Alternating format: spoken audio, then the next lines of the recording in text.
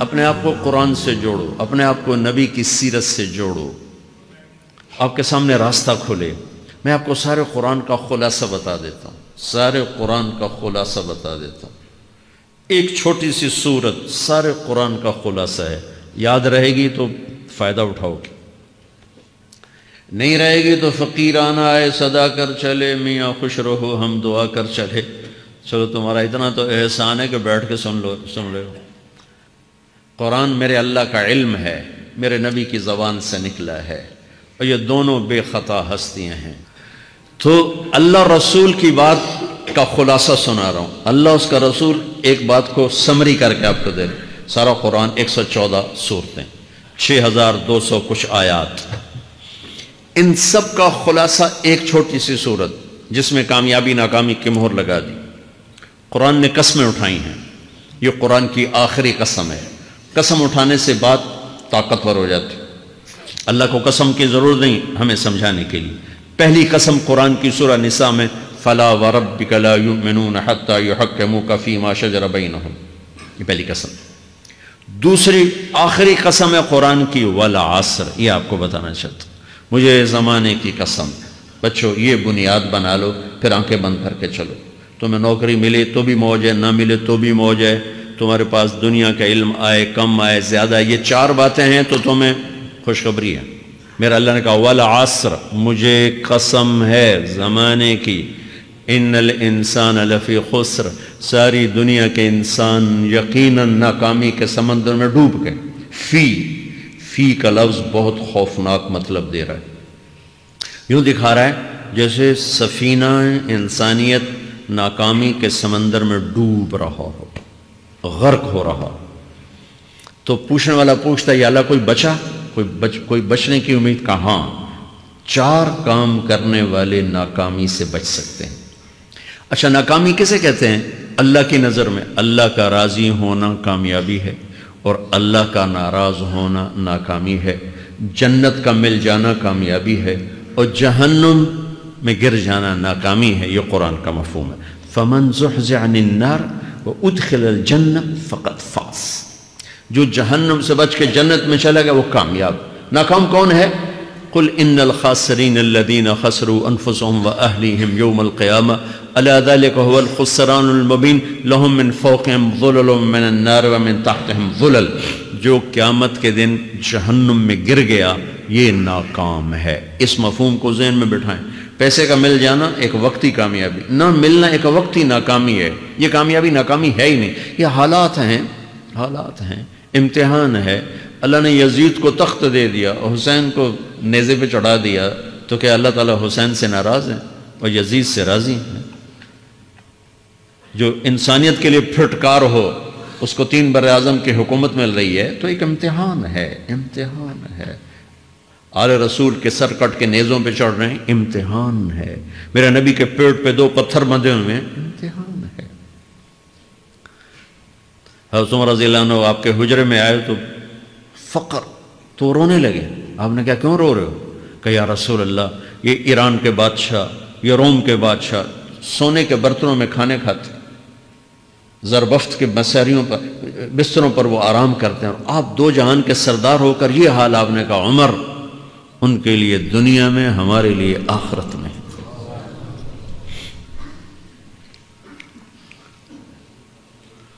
تو میرے اللہ نے کہا والعصر، زمانے کی قسم ساری دنیا کے انسان ناکام ہیں، ناکامی کیا ہے؟ جہنم۔ کون بچا اس ناکامی سے؟ کوئی بچ سکتا ہے؟ اللہ نے کہا 4 کام کرنے والے بچ جائیں گے، 4 کام کرنے والے۔ اِلَّا الَّذِينَ آمَنُوا، جو ایمان لائے۔ ایمان ناکامی سے نکالنے کی پہلی شرط ہے۔ وَعَمِلُوا الصَّالِحَاتِ، جنہوں نے اچھے اعمال کیے۔ اچھا عمل ناکامی سے نکلنے کی دوسری شرط ہے۔ وَتَوَاصَوْا بِالْحَقِّ، جنہوں نے حق کی دعوت دی۔ یہ تبلیغ کا کام، جس کو آپ تبلیغی جماعت سمجھتے ہیں، یہ تبلیغی جماعت نہیں ہے، یہ میرے رب کی لگائی ہوئی ذمہ داری ہے ختم نبوت کی وجہ سے، کہ میرے نبی کے بعد اب کوئی نہیں آئے گا، تم اے امت محمد اس دعوت کے کام کو اور حق کی دعوت کو تم آگے پہنچاؤ گے۔ وَتَوَاصَوْا بِالْحَقِّ، یہ لازمی پیپر ہیں، کمپلسری پیپر، اس میں نقل بھی نہیں لگ سکتی ہے۔ یہ لازمی پیپر ہے، وَتَوَاصَوْا بِالْحَقِّ، کہ اب کوئی نبی نہیں آنے والا، لہٰذا ایک دوسرے کو تیار کرو، دنیا تک جاؤ، یہ تمہارے ذمہ ہے۔ یہ ناکامی سے نکلنے کی تیسری شرط ہے۔ چوتھا پیپر وَتَوَاصَوْا بِالصَّبْرِ، جنہوں نے صبر کی دعوت دی، صبر کیا۔ میرے بچوں، میرے عزیزوں، میرے بھائیوں، یہ 4 ضروری پیپر ہیں اپنی دنیا اور آخرت کی کامیابی کو حاصل کرنے کے لیے۔ یہ 4 ضروری پرچے ہیں دنیا اور آخرت کی ناکامی سے نکلنے کے لیے۔ والعصر، مجھے زمانے کی قسم، کیونکہ زمانہ گواہ ہے، زمانے کے اندر فرعون، قارون، حامان، شداد ڈوبے، برباد ہوئے، تباہ ہوئے۔ زمانے کی قسم۔ والعصر، مجھے عصر کے وقت کی قسم۔ یہ کیوں کہا؟ یہ ایک مطلب بیان کیا جاتا ہے، والعصر کے وقت کی قسم، کہ عصر کے بعد دن چھپنے میں ٹائم تھوڑا رہ جاتا ہے، تو اس وقت کاروبار میں بھی تیزی آتی ہے، سفر میں بھی تیزی ہوتی ہے، جلدی گھر پہنچیں، جلدی گھر پہنچیں۔ تو اللہ تعالیٰ ایک اشارہ فرما رہے ہیں والعصر، کہ تمہارے پاس بھی ٹائم تھوڑا رہ گیا ہے، یہ میری بات سن کے جلدی سے عمل کر لو، ٹائم تھوڑا ہے، جلدی سے عمل کرو، ٹائم تھوڑا ہے۔ پھر یہ صورت اتری عربوں میں، عربوں میں لڑائی کا ماحول ہے، ڈاکہ کا ماحول ہے، قتل و غارت کا ماحول ہے، تو عصر کے قریب مسافر قافلے تیز ہو جاتے تھے کہ جلدی سے کسی ٹھکانے پہنچیں تاکہ دشمن کے حملے سے محفوظ ہو جائیں۔ تو اللہ اس پس منظر میں فرما رہا ہے والعصر، ٹائم تھوڑا ہے، شام ہونے والی ہے، پتہ نہیں کب بلاوا آ جائے، جلدی سے یہ 4 کام سیکھو، جلدی سے کرو، جلدی سے کرو۔ ٹھیک ہو گیا؟ تیسرا مطلب والعصر، عصر کہتے ہیں نچوڑ کو، خلاصے، نچوڑ، عصیر،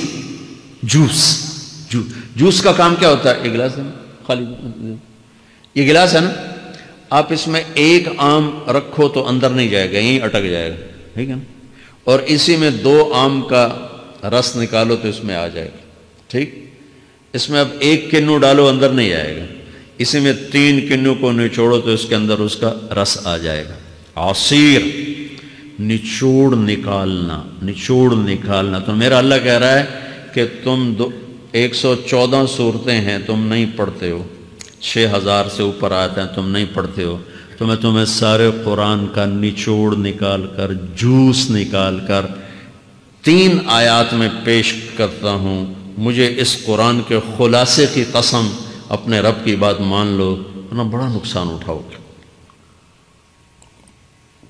یہ بہت خوبصورت مطلب بنتا ہے۔ تو پہلی شرط ہے ایمان۔